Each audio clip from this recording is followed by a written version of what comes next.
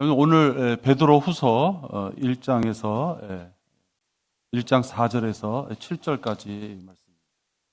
베드로 후서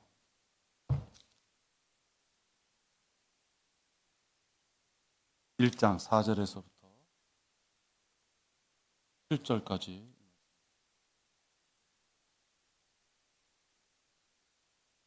제가 받들어 읽겠습니다.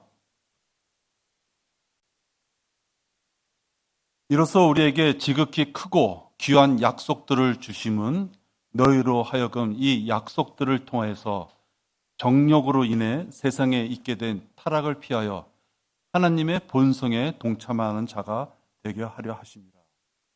이뿐만 아니라 너희가 더욱 전심전력하여 너희의 믿음의 덕을, 덕의 지식을, 지식의 절제를, 절제의 인내를, 인내의 경건을, 경건의 형제 우애를, 형제 우애의 사랑을 더하라.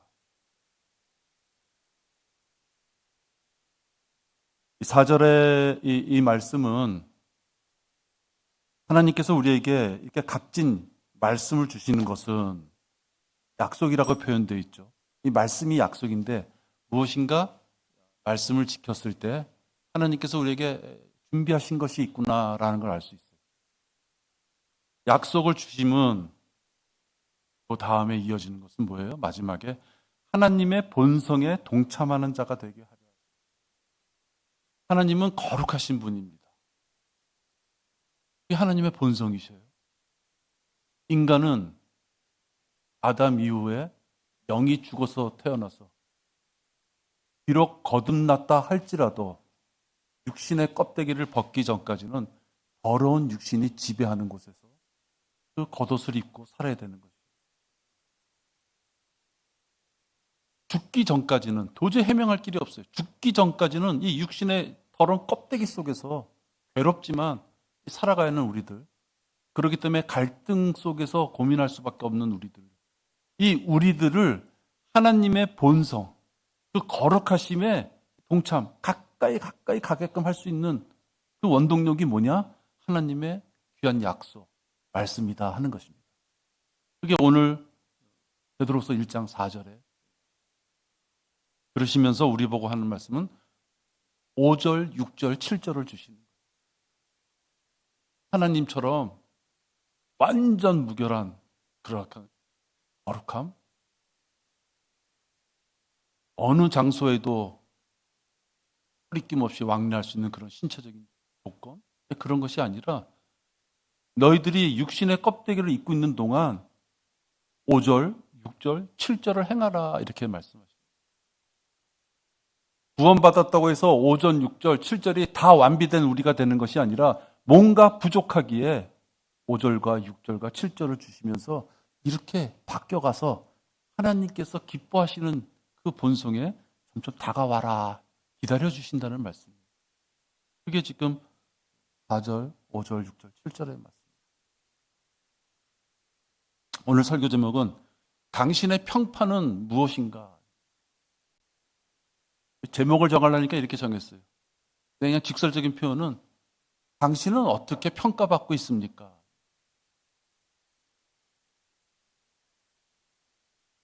오늘 설교를 통해서 여러분, 나도 물론 당연하죠. 비춰봐야 되는 것이고 나는 어떻게 평가를 받고 있을까 생각해 보고자 합니다. 기도하겠습니다. 하나님 아버지 감사를 드립니다. 말씀을 주셨기에 자꾸만 외딴 길로 가려고 하다가도 돌아올 수 있는 힘이 있습니다. 말씀을 주셨기에 내가 제일 잘난 줄 알고 뛰쳐나가다가도 뒤를 돌아다보고 방향을 틀 수 있는 기회를 주시니 감사를 드립니다. 아버지 하나님, 너무 시야가 좁아 내 발등에 있는 것밖에 못 보지만 하나님께서 우리들을 위하여 셋째 하늘에 그 모든 것을 마련하시고 기다리신다는 것을 바라볼 수 있도록 믿음을 허락하시니 감사를 드립니다. 보이지 않는 것을 우리가 믿었소. 우리가 잡을 수 없는 것을 마음속에 품을 수 있도록 그 믿음을 주셨기에 셋째 하늘을 바라볼 수 있습니다. 하나님 아버지 감사를 드립니다. 오늘 주신 말씀을 통해서 우리가 하나님의 본성에 한 발자국 한 발자국 다가가는 생애가 되도록 인도하여 주시옵소서. 주 예수 그리스도의 이름으로 기도했습니다. 아멘. 여러분, 하나님의 말씀은 거울이다. 야고보서에 되면 그렇게 되어 있습니다. 우리 남자들도 뭐 거울 많이 보죠. 좀 면접할 때 보면 남자들도 보톡스도 맞고 남자가 화장도 하고 그래요. 오죽하면 남자가 성형도 하는 그런 경우도 있어요. 남자들도 물론 그렇지만 뭐 우리 자매님들은 더 말할 거 없죠. 거울 보기를 아주 그냥 진짜 몇 번을 볼지 모를 거예요. 오늘처럼 이렇게 주일 첫날 경배 드리려고 여러 사람이 있는데 이렇게 오는 경우에는 거울 많이 보시죠. 근데 이 하나님의 말씀이 바로 그 거울이다. 우리가 거울 보는 이유는 뭡니까? 거울을 봤더니 내 모습을 볼 수 있기 때문에. 내 눈으로 볼 수 있는 건 여러분 코끝도 보기 힘들어요. 내 얼굴을 볼 수가 없어요. 거울이 있기 때문에 많은 사람한테 보여주는 내 얼굴에 혹시 뭔가 좀 실수가 있지 않을까? 그런 용도로 거울은 꼭 필요한 것입니다. 자기 자신을 비춰볼 수 있기 때문에 필요한 것입니다. 근데 성경에서는 바로 이 거울을 통하여 하나님의 말씀에 그런 들을 많이 주고 계십니다. 말씀에 비추어진 자기의 모습을 만약에 봤다면 그것이 칭찬받을 만한 모습이면 그 칭찬받을 수 있는 그 조건을 주신 하나님 앞에 감사해야 되는 것이고, 만약에 자기 모습을 비춰봤는데 어이구야 이건 나한테 있을 게 아니야, 이게 웬 놈이 나한테 붙어있지? 라고 한다면 떨어뜨려 버려야죠. 그게 거울을 보는 의미가 있는 거죠. 거울을 봤는데 얼굴에 지저분한 것이 있는데 그놈이 언제 붙었어? 그리고 그냥 놔둘 바에는 거울을 볼 필요도 없는 거죠. 뭔가 거울을 봤다는 것은 내가 개선하겠다, 고쳐보겠다, 그런 의지가 있는 것이죠. 그러니까 여러분들이 말씀을 읽을 때는 자기에게서 칭찬받을까와 받을 것과 하나님께 자백하고 빨리 개선할 것, 그것을 구별할 수 있는 마음가짐이 있어요. 그래서 누군가가 우리가 교제 중에 권고하는 자의 그 말소리가 듣기 싫을 때가 있어요. 너는 어떠냐? 이런 어떤 의미도 있죠. 그런가 하면 권고해주는 그 말이 진정하게 의미는 들리지만 왠지 내가 잘못된 부분이 들춰나고 내가 왠지 조금 다른 사람한테 밝혀지기 싫은 면이 들춰졌을 때 그게 너무 싫어서 못마땅할 수 있습니다. 그래서 사람의 입을 통해서 들려지는 말에는 가감을 하기가 쉽습니다. 특히 자기가 존경하는 어떤 대상이 그런 말을 하면 그래도 좀 받아들이는데, 평소에 별다른 어떤 관계가 없는 사람이 느닷없이 좋은 말이라고 치고 만약 하게 되면 그것이 싫은 것이죠. 여러분, 그랬을 때 우리가 개선하고 자기를 바라볼 수 있는 것은 하나님의 말씀입니다. 하나님의 말씀은 남녀 지위, 어떤 재산의 유무, 지식의 정도 관여하지 않습니다. 숨을 쉬고 있는가? 예수님을 영접했는가? 그래서 그 마음에 믿음이 있는가? 그것에 공통점이 있다면 성경 말씀은 누구에게든지 더함도 없이 부족함도 없이 다 적용되는 것입니다. 요즘 뉴스를 보니까 어떤 정치인이라든지 철새라고 해야 될지 뜨내기라고 해야 될지 남편 잘 만나서 출세하고 있는 여자가 있는데 정신 나간 여자다 이런 표현을 했어요. 여러분, 그런 평가는 함부로 하는 것이 아니죠. 부부가 연을 맺어서 열심히 가정을 이끌고 또 그 부부가 사회를 위해서 할 일이 있으면 열심히 하고, 그리고 그 부부가 남편과 아내로서의 부족한 점이 있는지, 아니면 그들이 어떤 사회활동을 하면 사회활동에 있어서 적법함이 있는지, 그냥 그걸 따질 뿐이죠. 남자 잘 만나서, 서울대학교 나온 남자 잘 만나서 고등학교 나온 여자는 하는데 정신이 없다, 그런 표현은 진짜 잘못된 거죠.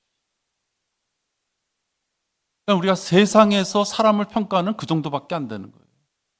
그 사람이 우리나라의 최고 지식층의 하나예요.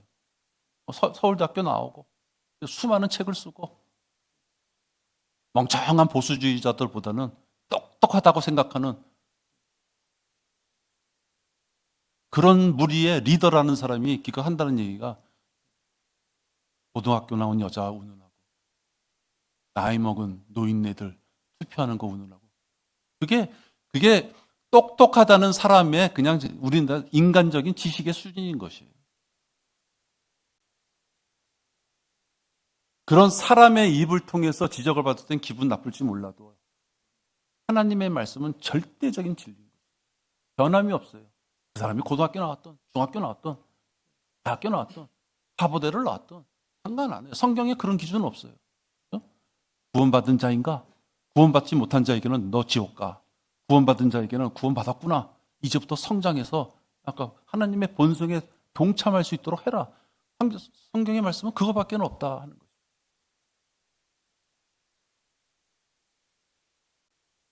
성경은 그런 책이다. 누구든지 말씀을 통해서 자기를 비춰보는 것이고 비춰봐서 지저분한 게 있으면 그 말씀으로 씻을 수 있는 책이다. 그래서 성경은 우리들에게 뭐가 잘한 것이고 뭐가 못한 것인지 그 기준점을 주고 있어요. 기준점. 행함에 있어서의 기준점. 우리는 성경을 믿음과 행함을 위한 최종 권위로 우리는 여기는 거죠. 저 목사는 신학대학교 박사 출신이야. 저 목사는 노동운동하다가 목사가 된 사람이야. 저 사람은 큰 기업을 이끌던 사람인데 장로로 있다가 교회가 위태로우니까 자기 사제를 팔아서 목사한 사람이야. 저 사람은 그 사람의 아버지가 개척교회를 여러 개 세운 사람이야. 그런 기준은 의미가 없는 것이에요. 우리가 바라보는 것은 성경을 통해서 최종 권위가 성경 말씀에 있다는 거죠. 근데 이 최종 권위 성경 말씀을 통해서 자기 행위를 고치지 않는 자는 어떤 자들이냐? 아주 진짜 지독한 자기 치졸한 어떤 경험이나 사회적인 지식, 사회적인 지위, 그것으로 아집을 부리는 자들이에요. 하나님의 말씀이 자기 귓가에 들려도 필터링을 하는 것이죠. 나 정도 지위면은 요 정도 말은 받아들이고, 나 정도의 인품이면 요 정도 말은 받아들이고, 나 정도의 지금 어떤 개인적인 환경이면 요거는 지킬 것과 지키지 않을 것을 자기 마음대로 그냥 깔때기를 세워놓고 통과되는 것만 자기가 받아먹겠다는 거죠. 그 성경 말씀을 최종 권위로 여기지 않는 거죠. 성경에는 말씀을 거울로 봐서 자기를 비춰보라는 것인데 자기 얼굴에 더러운 게 묻었으면 더러운 게 묻었구나, 씻어야 되겠구나 하는데 그렇게 해야 되는데요. 갑자기 불을 딱 꺼버리는 거예요. 분명히 여기 오물이 있었는데 귀찮아. 방 안에 불을 탁 꺼버려. 아무것도 안 보이는구나. 그거밖에 안 되는 거예요. 내가 유치한 표현 같지만요. 자기가 바뀌어야 될 것을 분명히 찔림을 줬음에도 불구하고 그걸 고치지 않는 사람은 불을 꺼버리는 사람이에요. 그냥 거울만 안 보면 되는 거예요. 거울을 깨버리든지 성경을 책을 내버리든지 그렇죠? 갑자기 마음에 찔리면 성경을 확 덮어버리는 것처럼 불을 꺼버리든지 그거밖에 안 된다는 거예요.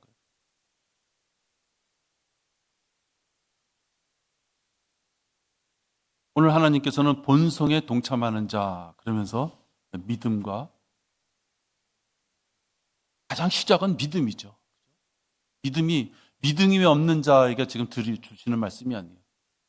믿음이 있다고 하는 자, 하나님의 자녀가 되었다고 하는 자. 그래서 지옥에 가지 않고 하나님이 원하시는 그곳에 올라가기로 모든 것이 이미 다 만들어진 자. 그런 자에도 불구하고 이런 것이 필요하다 이거예요. 믿음의 덕을. 구원받았으니까 끝났다는 것이 아니에요. 믿음의 덕을. 덕의 지식을.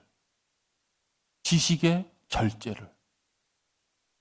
절제하려니까 얼마나 힘들어요. 인내를.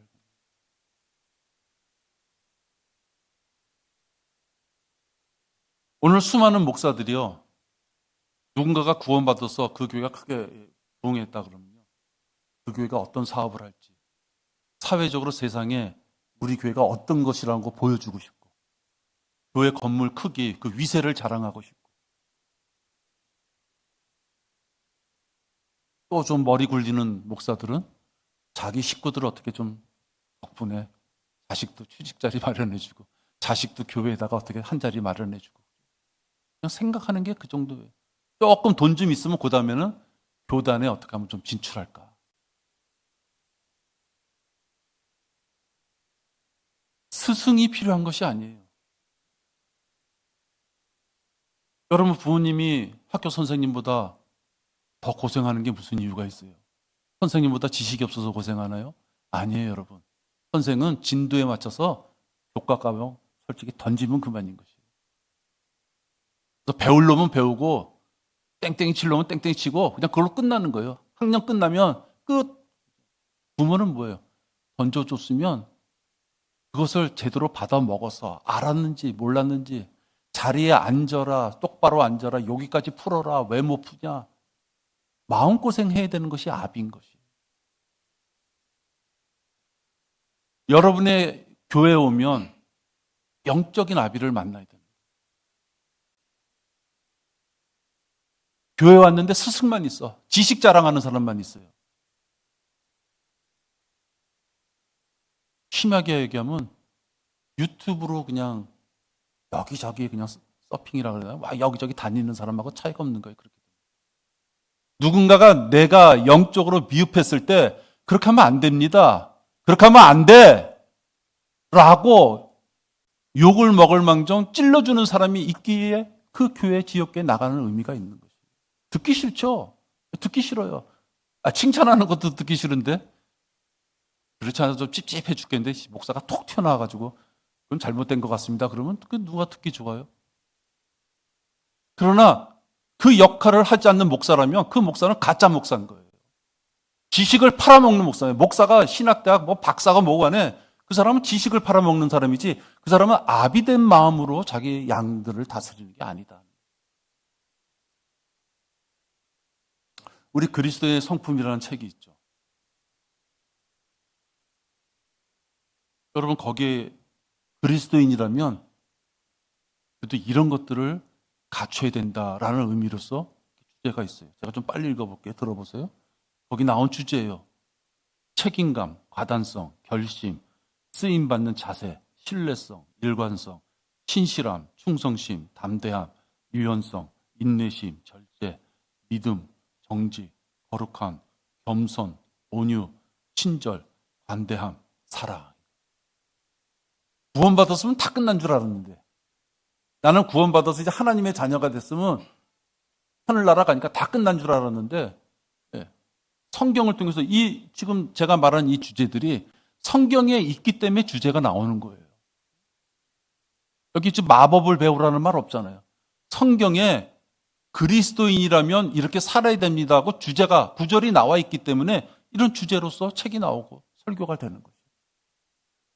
그럼 뭔가 우리가 구원을 받았어도 계속 뭔가 깎여져 나가고 채워져야 될 것이 있구나라는 것을 우리가 알 수 있어요.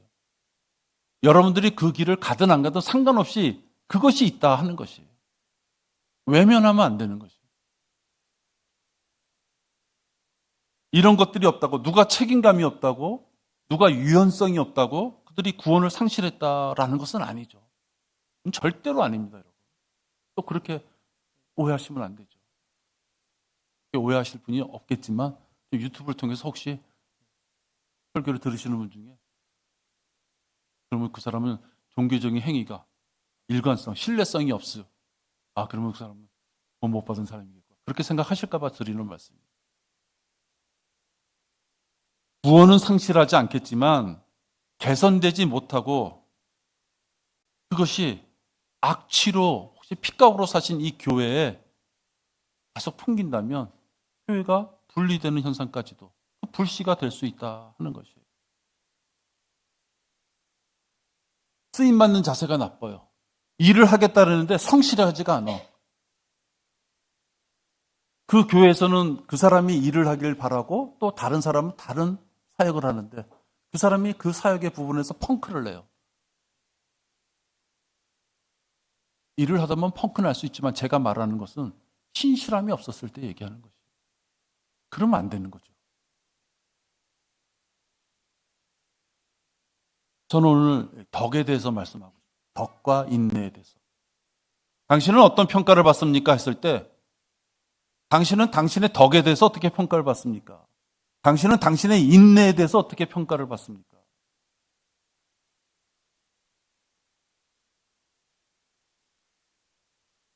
오늘 말씀을 이렇게 보면 믿음의 덕을 이랬어요. 믿음이 먼저예요. 가장 기본 베이스는 믿음인 것이에요. 그리고 그 다음에 지식이에요. 믿음이 엉망이고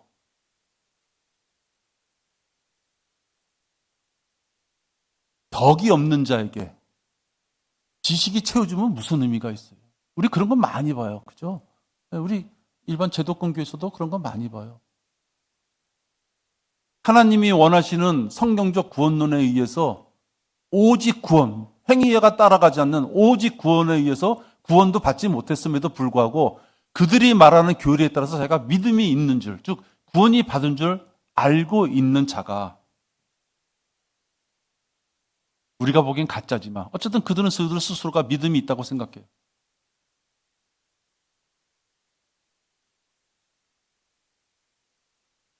그런 자가 만약에 덕이라는 그릇이 형편없다면 그 안에 지식이 들어간다면 그 지식은 지혜로서 사용될 수가 없는 것이에요. 그 덕에는 하나님이 원하시는 모습이 갖춰져야 돼요. 청결함이 있어야 되는데 그 덕에 온갖 지저분한 게 다 묻어 있는데 거기다가 지식을 아무리 넣어봤자 하나님이 지혜롭게 쓸 수가 없는 거예요. 지식과 지혜가 좀 틀리잖아요. 지식을 올바르게 쓸 수 있는 게 지혜인데 더러운 오물덩어리에 들어가 있는 지식을 누가 써요?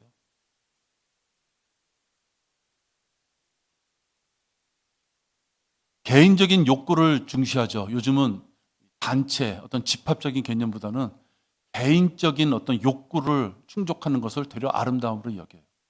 개성이 좋게 말하면 개성을 잘 받아서 위주로 해주는 것이죠. 좋은 의미도 있어요. 저만 해도 어렸을 때 부모님이 하라는 대로 했어야만 돼요. 그러면 부모님이 착한 아들이야. 옆집 사람도 그 집 아들 어때? 근데 가만히 들어보면 어른이 하라는 대로 했으면 그런 소리를 들어요. 근데 자소 좀 틀리게 나는 공부만이 최고가 아니라고 생각합니다. 제가 어렸을 때 운동 좋아하는데 운동으로 나가려면 이놈의 자식이 그냥 부모 기성세대의 어떤 말에 무조건 아멘 아멘 하고 쫓아가면은 좋은 소리 듣지만 자기 개인의 삶이 없어지는 경우가 많아요. 그거는 나는 인정해요. 그런데 도덕적이나 윤리적으로 무엇인가 지켜야 될 어떠한 카테고리가 있을 때 그 안에서 벗어나는 경우는 그거는 문제가 되는 거다. 젊은 사람일수록 그것을 벗어나려고 그래요. 좋게 말하는 개성이지만 어른들 입장에서 보면 오늘 범주에 들어와 있지 못한 울퉁불퉁한 사람인 거예요. 심지어 공공장소에서 상식적으로 이해가 안 되는 어떤 행동을 하게 되면 많은 사람이 찌푸리는 거예요.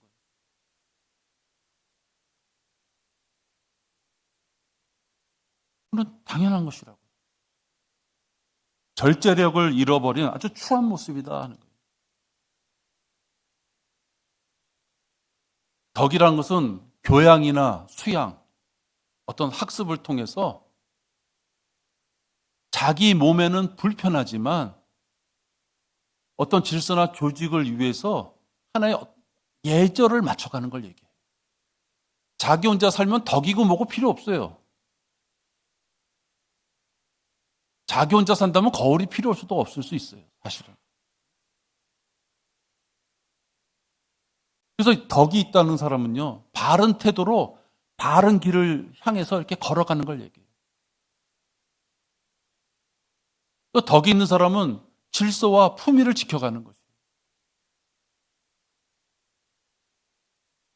뭐 우리나라하고 외국하고 좀 틀리지만 우리나라는 누가 어른이 밥을 주면 남의 집에 밥 먹을 때 찹찹찹거리고 확 먹고 훅 먹고 그러면은 맛있어, 많이 먹네.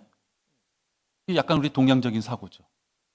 근데 저는 저는 외국에 가보지도 못했지만, 예, 뉴질랜드 이렇게 갈 게 있어 가보니까요.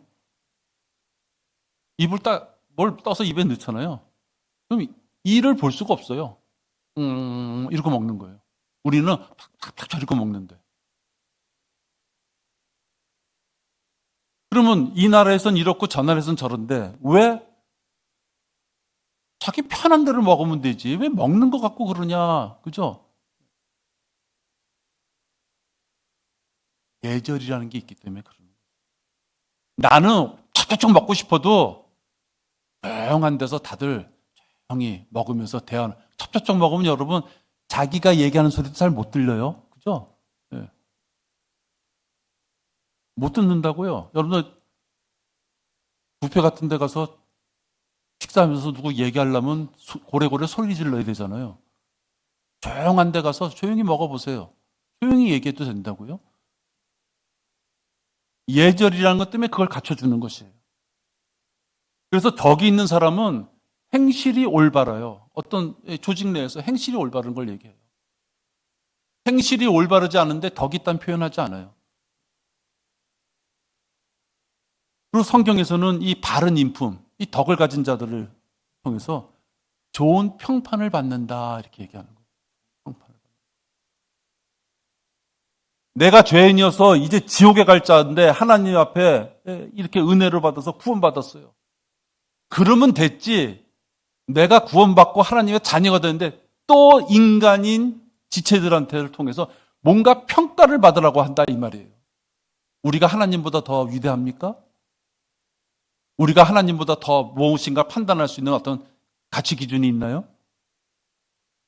그 위대하신 하나님께서 나를 구원시켜 줬으면 그걸로 끝났는데 그것이 아니라 지체들끼리 좋은 평판을 받기 위하여 하라고 하는 말씀이다. 그렇다면 우리가 구원은 받았지만 뭔가 해야 될 것이 있다는 것을 알아야 돼요.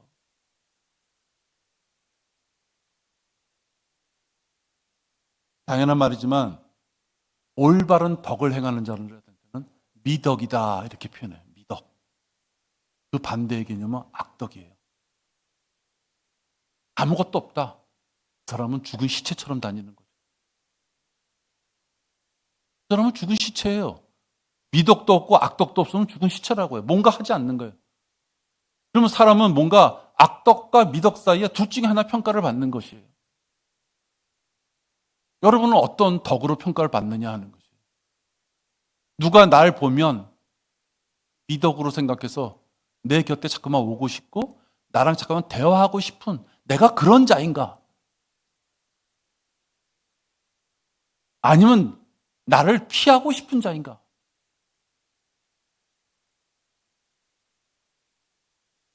사람들이 나를 회피하는가?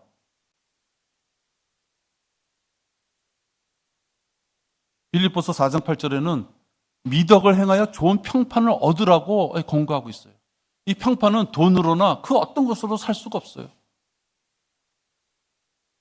근데 성경에서 좋은 평판을 얻으라 했잖아요. 그럼 우리는 무슨 뭐 위대한 일을 해서 사회적으로나 교회적으로나 교회사에 남을 정도로 무슨 큰 일을 해야 하는 사람들을 평판한다? 그런 것이 아니에요, 여러분. 우리가 인간이기에 껍데기를 지고 살아가는 이 현실적인 세상에서 아까 베드로후서 1장 4절에서부터 이렇게 읽었던 말씀처럼 그런 것들을 생활 속에서 행하면 좋은 평판을 얻는 거예요. 똑같이 우린 육신을 갖고 있는데 딱 보니까 저 지체는 그걸 참어. 와, 저 지체가 어떻게 저걸 참고 저걸 어떻게 이겨냈을까? 그죠?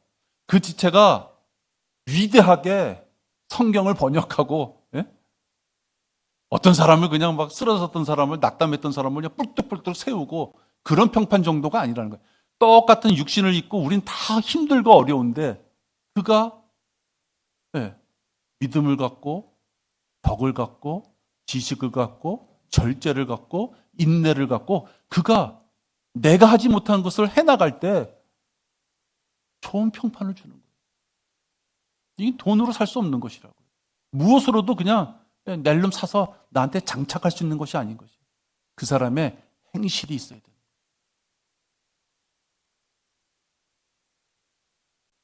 이 좋은 평판을 얻는 첫걸음은 동일한 성령님을 모시고 있는 지체들을 존중하는 것부터 시작되는 거예요. 평판이잖아요. 여러분 솔직히 제가 예전에 회사 다닐 때 인사고과가 있었어요. 처음에는 윗사람이 밑에 사람이 그냥 무조건 점수 주는 거예요. 너는 A, 너는 B 이렇게. 그랬더니 윗사람한테 잘 보인 사람만 좋은 평가를 얻어요. 술 사주고 뭐 외국에 갔다 오면 양주나 담배 사다 주고. 그게 아니거든요. 그래서 그 다음부터는 이제 상호평가제라는 게 생겼어요. 요즘은 또 어떤지 제가 모르겠습니다. 윗사람이 컨트롤 하지만 상호, 직원들끼리 서로 점수를 줘요. 그러니까 어떤 현상이 벌어져요? 처음에는 윗사람한테만 잘 보이고 옆에 사람은 막 씹었어요. 저는 어떻다 이렇게. 그 다음부터는 씹었더니 그놈도 씹거든요. 그 비밀이 없어요, 여러분. 모르는 것 같지만 비밀이 없어요. 서로들 조심하고, 서로들 말을 조심하고, 직원들이 있을 때 내가 농땡이 안 치고, 그렇죠? 그렇게 변하는 것이에요. 평가라고 하는 것은요, 하나님이 좋은 평판을 얻으라는 것은 누군가가 너를 평가할 테니까 좋은 모습으로 보여라 이 뜻이에요. 평판을 얻으라 그랬더니 하나님 말씀이 나쁜 평판을 얻어라 그 뜻은 아니실 거 아니에요. 그죠? 좋은 평판을 얻으라는 거예요. 좋은 평판을 얻기 위해서는 너희 행실에 있어서 좋은 모습을 보여줘야 된다 하는 것이에요.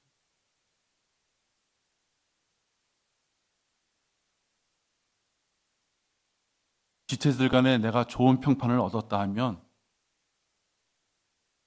그 좋은 평판을 얻은 그 성도에 대한 심판은 그리스도의 심판석에 가서 하나님이 하시는 거예요. 체크해 볼 때 생각해 보세요, 여러분. 성경에 좋은 평판은 내가 주는 평판은 의미가 없어요. 그 자아도 지죠, 그죠? 평판이라는 용어는 누군가가 나를 평가했다는 거예요. 그리스도 심판석에 가면 내 얘기를 막 하겠죠. 나는 이런 죄를 졌고 이런 좋은 점도 한 것 같습니다. 그래, 잠깐 기다려봐. 너희 성도들의 평판이 뭐가 좋은다? 내가 한번 보겠다. 자기는 그냥 잘한 것만 시큰 얘기했는데 다른 사람들이 평판이 쉽게 말하면 그냥 부정적으로 나왔어요. 그럼 비교 평가가 돼야 되는 거죠.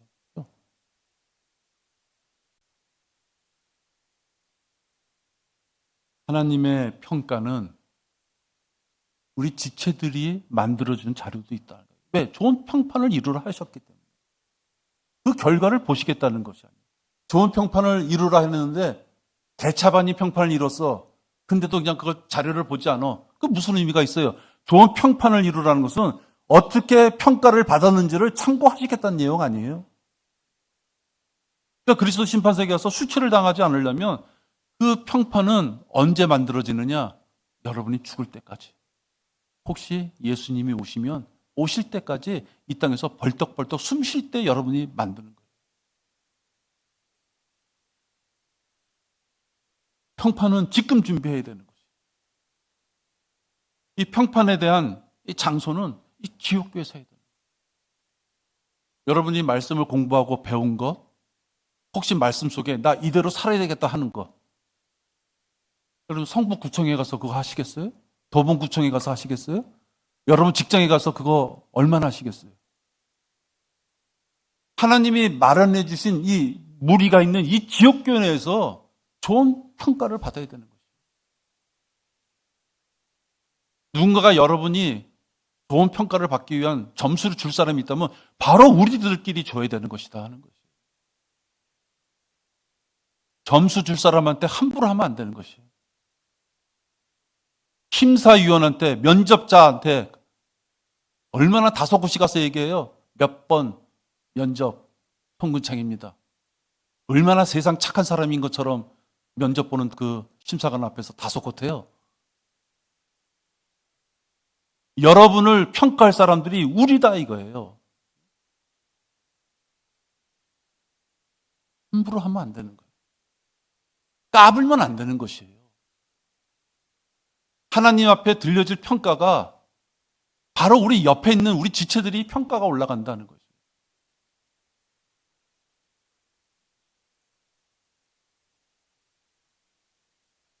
성경에는 데메트리오, 가이오 또는 원로들 이렇게 평가하면서 좋은 평판을 받았다 이렇게 돼 있어요. 하나님이 좋은 평판을 받으라 해놓고서는 좋은 평판을 받은 사람의 예를 들어 놓으신 거예요. 여러분의 평가, 나에 대한 평가도 분명히 있을 거라는 거예요. 분명히 있다고요, 여러분. 그러면서 디오트레페라는 사람을 요한 3서 1장 9절이에요. 요한 3서 1장 9절.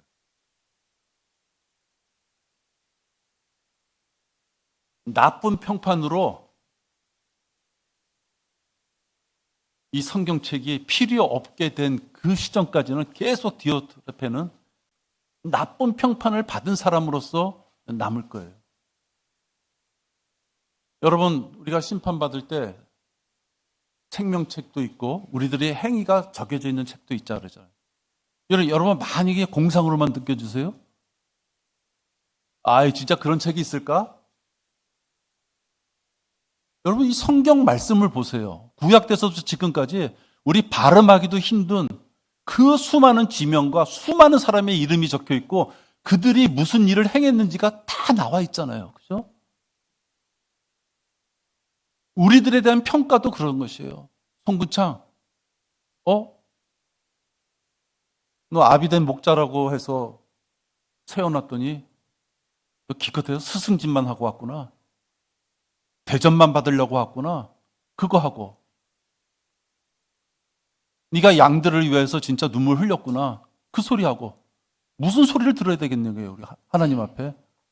여러분은 하나님 앞에 무슨 평가를 받아야 되느냐 하는 거예요. 내가 그 교회에 편지를 썼으나 그들 중에 으뜸이 되기를 좋아하는 디오트레페가 우리를 영접하지 아니하니라. 그러므로 내가 가면 그가 행하는 일들을 기억하리라. 그가 악한 말로 우리를 헐뜯고 그것으로도 만족하지 않고 형제들도 영접하지 아니하며 그렇게 하고자 하는 자들을 방해하여 교회에서 내어 쫓는도다. 디오트레페는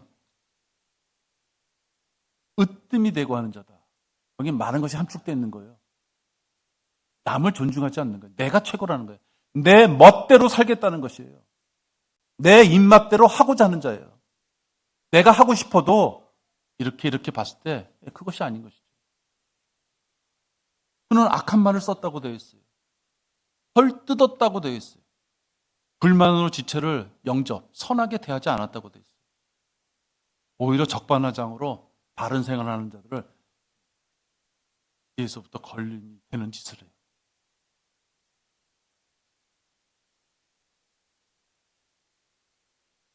하나님께서 우리에게 말씀을 주실 때 좀 거창한 거 가지고 좀 예를 드시지, 응? 간 말고 누구 좀 헐뜯고 누구 좀 불만 좀 가지고 누구랑 좀 다투고 그런 것을 가지고 수천 년이 흘러도 디오트레페 그러면 나쁜 평가를 받은 자의 이름으로서 예를 드시나 여러분은 그렇게 생각이 너그럽습니까? 하나님께서는 우리가 육신의 껍데기를 입었기 때문에 우리를 부르시기 전까지는 우리는 갈등 속에서 살 수밖에 없는 나약한 존재라는 것을 아신다 이거예요. 그래서 그 죄만을 평가하려는 것이 아니라 그런 환경에서도 이겨내라. 이겨냈을 때 너희들에게 준비한 것이 이렇게 많다라고 말씀해 주시는 거예요. 질책만 하시려는 것이 아니라 우리에게 힘을 주시는 거죠. 눈앞에 있는 지역교회 지체도 존중하지 못한다면 도대체 어디서 누구를 향하여 자기가 존중하는 삶을 살겠느냐. 좋은 평판을 받는 자는 어디를 가도 덕의 향기, 덕스러운 모습이 나타나는 거예요. 그게 그리스도의 향기예요. 성경책 가슴에 끼고 근엄한 표정 짓고 온화한 듯한 모습으로 넋이 빠진 사람처럼 그냥 웃고나 있고 그런 것이 아니에요. 그렇게 어떤 외식하는 모양으로 그리스도의 향기가 나타난다는 건 아니에요. 그건 껍데기죠. 그건 바리새인들이 하는 짓이에요. 그리스도의 진정한 아름다움은 그 사람의 덕행에 있는 것이에요. 그럼 나에게는 사람들이 뭐라고 평가할까? 악덕한 자라고 할까? 미덕한 자라고 할까? 그거 구별 못해요? 미덕한 자에게는 사람이 꼬이는 거예요. 미덕한 자에게는 같이 붙었을 때 그 덕스러움이 넘쳐나는 걸 받아먹고 싶은 것이에요. 악덕이 넘치는 자는 근처 가기 싫은 것이에요. 왜? 나쁜 향기가 나는데 왜 가요? 여러분들 나쁜 향기 나는데 일부러 찾아갑니까? 나는 안 가겠어요.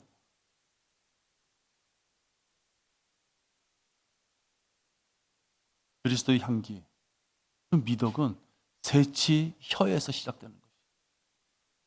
그럼 무슨 그 덕은 행함이라는 걸 얘기했잖아요. 기도만 한다고 덕스럽다 그러지 않아요? 그죠? 행함을 통해서 그 덕을 발휘할 수 있는데 그 행함을 통해서 발휘할 수 있는 가장 시작이고 가장 많은 영향력을 발휘하고 가장 많은 칭찬과 아니면 가장 많은 악독한 감정 상함? 그것이 어디 나와요? 새치 혀에서 나온다. 그렇게 우리는 소금과도 같은 꼭 필요한 말을 입술에 담아서 내야 돼요. 우리 실수 많이 하죠. 많이 합니다. 뱉고 나면은 아이고 야 이거 진짜 실수했구나. 그런 것이 많죠. 그렇지만 여러분 우리는 그 실수가 잠깐만 줄어들기를 바라면서 살아야죠. 그렇죠?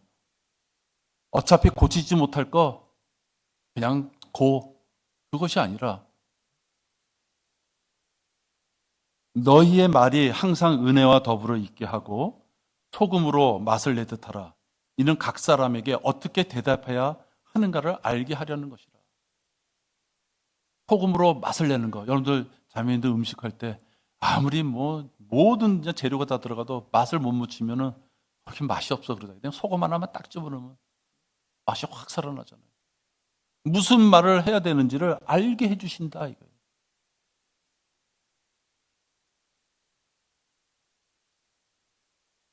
눈살을 찌푸리게 되는 은혜롭지 못한 말과 행실은 성령님께서 일러주시는 거죠.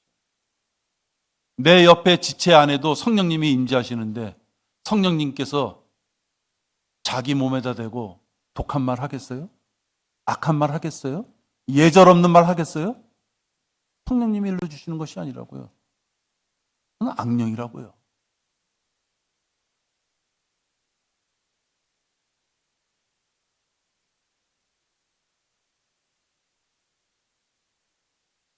그들이 자기를 미덕의 그리스도의 향기가 나는 것처럼 내 주변에 꼬이는지 그걸 기준으로 해야 돼요. 정 모르겠다면 말씀을 읽어도 모르겠다면 나를 교제하기 위해서 자꾸만 내 옆에 오는지 안 오는지 그걸 보시라고요. 그걸 보시면 돼요.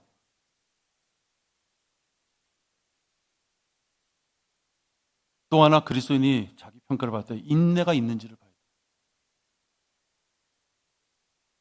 야고보서 1장 2절에 보면 인내라는 것은 고난이 있기 때문에 인내라는 말이 나오는 거예요. 태평성대를 이뤘을 때는 감사라는 말이 나오고 어려움에 고난에 처했을 때는 인내라는 말이 나오는 거예요. 근데 하나님께서는 어려움에 처해서 그 인내를 이겨내는 그 순간을 그걸 기쁨으로 여겨라 이렇게 말씀하세요. 너무 힘들죠. 우리 인간적인 시각으로는 너무 힘든 거예요. 몸이 아파서 병원에 가서 주사바늘 하나 꽂는 것도 몸이 귀찮아서 그냥 찡그려지는데 되려 그걸 기쁨으로 여겨라.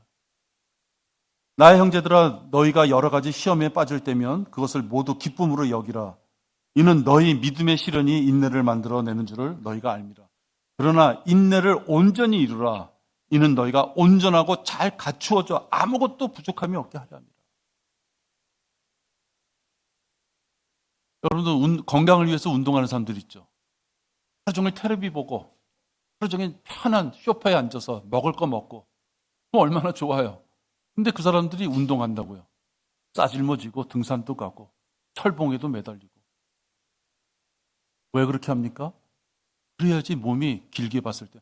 지금 내가 1시간 운동하는 것 때문에 몸이 피곤할 망정 길게 보면 튼튼해지니까. 바로 인내라는 게 그런 거예요. 시험에 빠질 때면 그것을 모두 기쁨으로 여겨라. 그러면 너에게 주는 것이 있다. 이게 뭐예요? 너희가 온전하고 잘 갖추어져 아무것도 부족함이 없게 하느라. 그 인내를 통해서 그가 배울 게 있다는 것을 얘기하는 거예요. 그가 부족한 것을 채울 게 있다는 것이에요.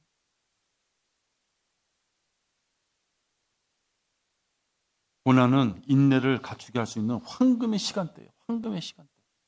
그러니까 여러분 생활 중에 고난이 있다면 하나님께서 나에게 인내라는 것을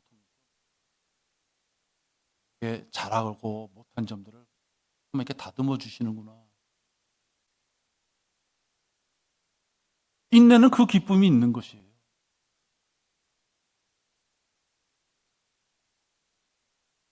근데 이 고난이 닥쳤을 때 인내를 갖지 못한 자들이 있어요. 막 성질껏 해버리는 자들이 있어요. 좋은 평판을 생각지 못하는 자예요. 인내를 가진 자들은 복된 소망을 바라볼 수 있는 자는 내가 인내를 갖춰야 된다. 복된 소망은 뭐예요? 우리가 예수님을 다시 만나는 소망이에요. 예수님을 다시 만나면 내가 그동안 어려움에 있던 거, 고난 가운데 있던 거. 그래서 우리가 감사한 것도 표현하지만 자수합니다. 잘못한 것도 있습니다. 그 고백을 통해서 또 깨끗함을 받을 수 있는 거예요. 이게 복된 소망을 바라보는 소망이에요. 그래서 이 복된 소망을 진짜로 자기 눈앞에 명확한 사실로, 명확한 증거로 그것을 갖고 있는 자는 이 땅에 살아있을 때 함부로 자기를 굴리면 안 되는 것이에요. 너무 당연하지 않습니까? 진짜 그 복된 소망을 믿음으로써 아멘 하고 순종하고 그 소망을 간절히 바라는 자라면 헛되게 살 수 없는 것이에요. 왜? 예수님을 만나서 뭐라 그러실 거예요 도대체? 어느 거 하나도 숨길 수 없는 우리들이 그분 앞에 가서 뭐라고 고백할 거냐 하는 거예요.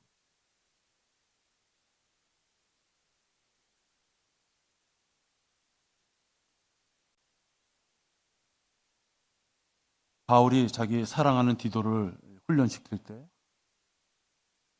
줬던 말씀이 이거예요. 디도가 이제 사역을 하는데 얼마나 힘들어요. 디도한테 말씀을 주는 거예요. 그게 오늘 복된 소망이에요. 디도서 2장 13절. 복된 소망과 위대하신 하나님이시며 우리 구주이신 예수 그리스도의 영광스러운 나타나심을 기다리게 하셨으니 복된 소망을 바라보고 이겨나라 이 뜻이에요. 그냥 참으라 하면 없어요. 우리가 세상적으로는 당근이라는 얘기를 하죠. 그냥 열심히 하는 것보다 요번에 100점 맞으면 아이스크림 사줄게. 요번에 100점 맞으면 옷 사줄게. 너 녹음기 필요해? 저는 어렸을 때 그랬다면서요. 조금 부잣집 애들이 그 마이마이라 그러나? 네. 들고 다니는 녹음기 같은 거. 그게 어렸을 때 부러웠어요. 부잣집 애들만 갖고 있었거든요. 옆구리 차고 헤드폰 다 끼고. 그것만 가지면 영어 회화가 다 공부될 것 같아요. 공부 잘하면 이번에 너 1등하면 뭐 사줄게. 그냥도 요구할 수 있지만 그가 달려갈 수 있는 어떤 목표를 주면 인간은 더 달려가게 되는 거예요.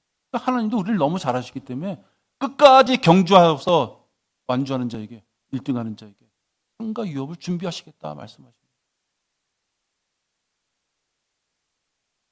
이 복된 소망 있죠.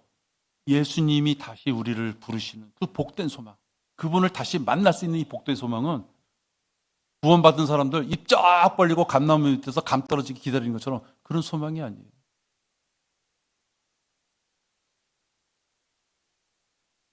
게으른 자가 받을 수 있는 소망이 아니에요. 게으른 자는 아이고 어차피 난 구원받았고 어차피 이제 불려서 올라갈 테니까 그런 자들이 받는 소망이 아니다. 그날 그 복된 소망이 이루어지기까지 위해서는 정결케 하는 소망이다. 이렇게 정결케 하는 소망. 그분 안에서 이 소망을 요한일서 3장 보세요. 요한일서 3장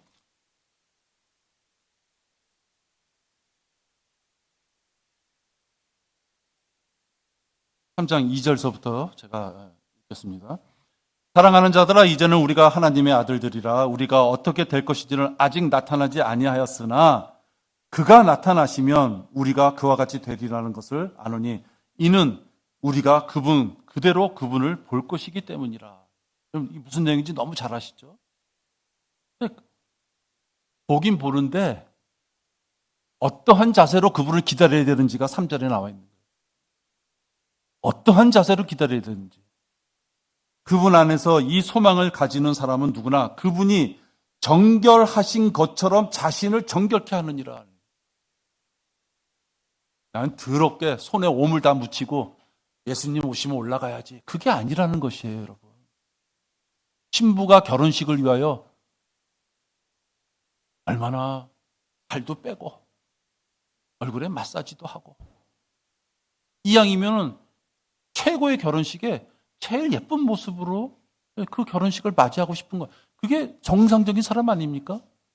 결혼식이 앞에 닥쳤는데 먹을 거 다 먹고 더 거친 일하고 그걸 정상이라고 해요? 이제 예수님이 우리를 부르실 날짜가 점점 다가오고 있는데 할 짓 다 해. 내 성격대로 다 베풀어. 그게 신부로서의 길이냐 하는 거예요.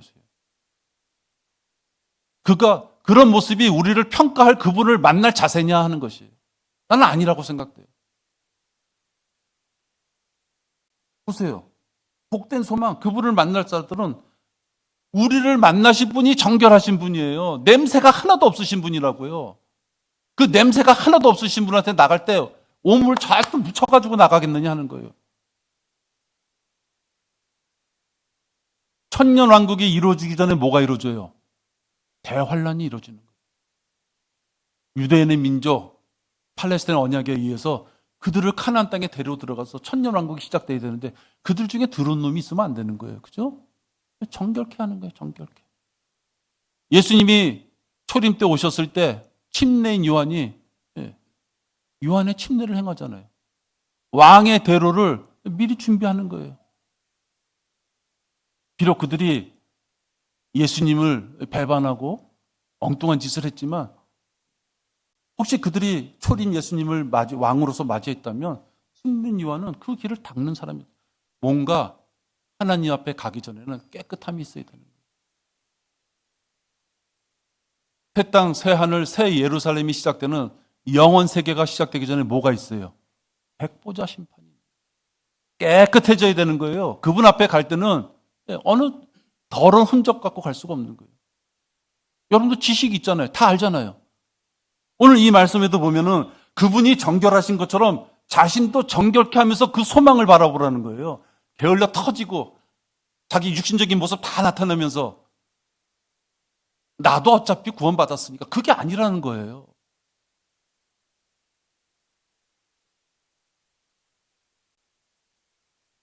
복된 소망을 바라보지 못하는 자들은 세 가지 중에 하나예요. 복된 소망을 바라보지 못하기 때문에 내가 이 복된 소망을 예를 드는군요. 그리스도인에게 처음 닥칠 일인 것이에요. 그렇죠, 여러분? 그리스도인들에게 처음 닥칠 일이에요. 내가 사망을 하든지 휴거가 이루어지든지 처음 닥칠 일이에요. 한 예로 드는 거예요. 미래에 벌어질 한 예로 복된 소망을 얘기하는 거예요. 미래를 바라보지 못하는 자, 즉 우리에게 가장 먼저 다가올 복된 소망을 바라보지 못하는 자는 지금 내가 말하는 세 가지 중에 하나예요. 그가 거듭나지 못한 지옥에 갈 자든지 지옥에 갈 자가 복된 소망 바라볼 수 없어요. 그죠? 틀리면 틀리다고 얘기해 보세요. 거듭은 났어. 복된 소망을 정결케 하는 소망을 마음을 가지고 그때를 기다리라는 이 최종 말씀을 우습게 하는 거죠. 받아들이지 않는 거예요. 구원을 받았어. 예수님을 만나기 전까지 자제력이 없어요. 마음껏 자기를 다 표현해요. 말씀을 최종 권위로 여기지 않는 거예요. 또 하나, 구원도 받았고 말씀도 믿어. 그런데 말씀을 편식하는 자예요. 복 준다는 말씀 성경의 20%, 약 20%, 성경의 약 20% 되는 복된 복을 주신다는 말씀은 다 자기 거야. 근데 80% 말씀대로 살지 않았을 때 하나님이 어떠한 분이시라는 거, 징계하시는 분, 철저히 심판하신다는 거, 그 80%는 다 버려버리는 거예요. 편식하는 자라고요.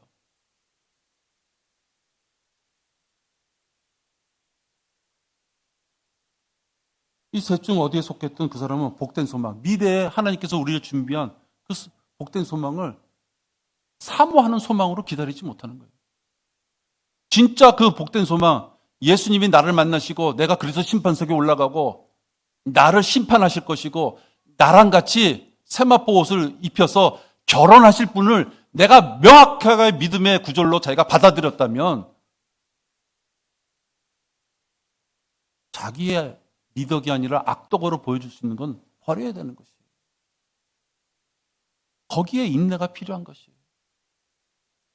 그냥은 인내가 세워지지 못한다 할지라도 하나님께서 우리에게 바라보시고 주시겠다는 이 소망 덩어리를 딱 진짜 믿음이 있다면 그 소망을 받아보고 버릴 거 버려야죠.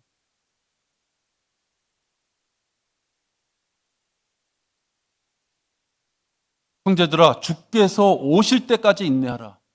형제들아, 구원받은 자를 얘기하는 거예요. 구원받았어. 그러면 다 된 것 같았는데 오실 때까지 인내해라. 어떤 뜻이에요? 아까 얘기한 대로 너희들에게 고난과 어려움이 있을 테니까 절제해야만 되는 어떤 그런 사안이 많이 발생할 테니까 인내로 그때를 바라보고 기다리라는 얘기예요. 너희도 인내하며 마음을 경고케 하라. 주의 오심이 가까움이니라. 네? 여러분 진짜 휴거를 사모하십니까? 2025년도 4월 달에 오실까? 5월 달에 오실까? 기도하셨어요? 이제 혹시 6월 달로 넘어가니까 금년에는 안 오실래나? 진짜 안타까워요? 그렇다면 금년에 혹시 안 오신다면 내년에 꼭 오세요라고 기도하고 계세요? 만약 어떤 분이 내년에 꼭 오세요. 아니면 금년 6월 달이라도 꼭 오세요라고 기도하시는 분은 그분의 삶의 모습이 어떻겠느냐 하는 것이에요. 대충 살면서 그러겠냐 이거예요. 면접 날이 다가오고 있는데 아무런 준비 없이 덜렁덜렁 면접 나가겠어요? 금수저는 그렇게 할 수 있겠죠. 금수저는.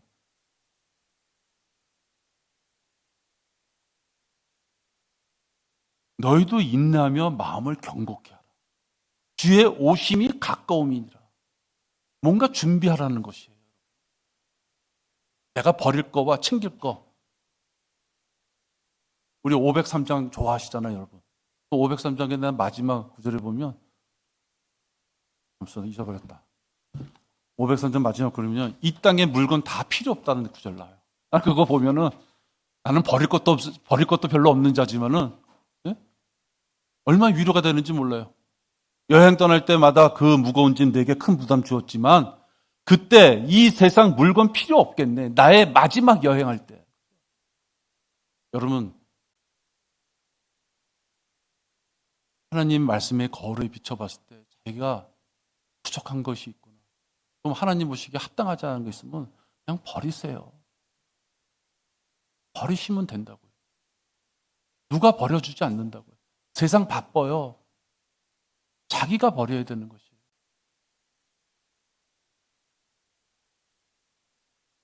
인내하다 보니까 내가 그냥 사족을 하나 달았어요. 우리 교회 지금 행사를 하기 위해서 준비하시는 분 3분이 있어요.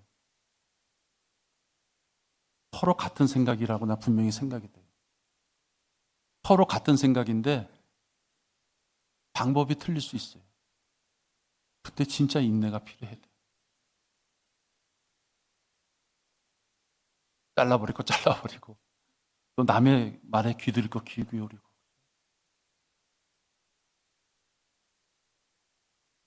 우린 서로 강점과 약점, 단점, 뭐 장점 뭐 이런 것들이 있어요. 그걸 보면 이번 세상에서는 그냥 기회와 위기다. 기회와 위기다. 그냥 우리는 그 세상에서 하는 말이고, 우린 다 단점이 있는 사람들이에요. 어떻게 보면 내가 저 사람보다 단점이 더 많으냐 적으냐의 차이일 뿐이죠. 서로가 인내하면서 맞춰가는 거예요. 당신은 어떤 평가를 받고 있는가? 오늘 베드로후서의 그 1장에 나와 있는 말씀 여러 가지 항목이 있었지만 저는 덕과 인내를 가지고 말씀드렸어요. 하나님께서 분명히 좋은 평가를 받으라 그러면서 좋은 평가 받은 자의 이름과 좋은 평가를 받지 못한 자의 이름을 언급하셨어요. 이 성경책은 생명의 책이에요. 우리를 심판하시고 인간의 행위를 바라보실 그 심판석에서 보실 책도 생명책이에요.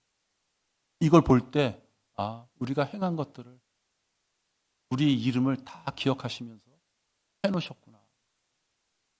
바뀌어 나가면 돼요. 알게 됐을 때부터 시작하면 돼요. 누가 더 먼저 바뀌었느냐 그 의미 없어요. 알게 되는 순간부터 자기를 깎아 나가면 돼요. 어려움이 있겠지만. 기도하겠습니다. 하나님 아버지 감사합니다. 오늘 말씀을 통해서 저희들은 성장하고 싶습니다. 마귀가 자꾸만 저희들의 이 어쩔 수 없는 육신의 이 껍데기를 통해서 우리들을 괴롭게 하지만 우리는 성장하고 싶습니다. 우리는 좋은 평가를 받고 싶고 또 지체들의 아름다운 모습을 봤을 때 좋은 평가를 하고 싶습니다. 그것이 우리들의 마음일진데 마귀는 여러 가지 형편으로 자꾸만 그것을 방해합니다. 아버지 하나님, 그러나 교회의 성장과 어떤 교회에서의 좋은 그런 지위가 아니라 나 자신이 하나님 앞에 어떤 모습을 보일까, 또 어떤 평가를 받을까, 또 내 사랑하는 지체들이 나를 어떻게 평가할까, 내가 그들을 어떻게 존중하며 섬길까. 우리가 믿음의 생활은 거기에 초점이 있습니다. 아무 것에도 우리는 눈을 돌릴 이유가 없습니다. 하나님을 만났을 때 아버지 하나님 지체들을 존중하고 섬겼노라고 하는 그 기쁨의 그 고백이 우리 모두에게 있도록 인도하여 주시옵소서. 주 예수 그리스도 이름으로 기도했습니다. 아멘.